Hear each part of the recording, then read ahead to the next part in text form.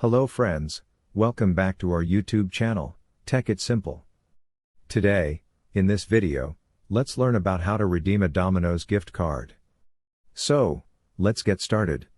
First, let's open any browser and search for Domino's gift card. Click on the first website over here.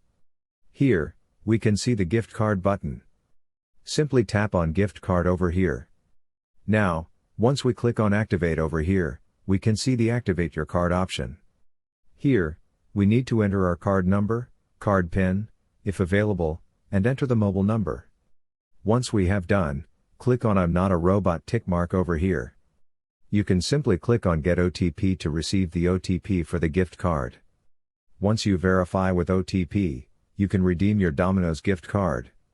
So, this is how we can redeem a Domino's gift card. I hope you liked the video. Please do like and subscribe. Thanks for watching.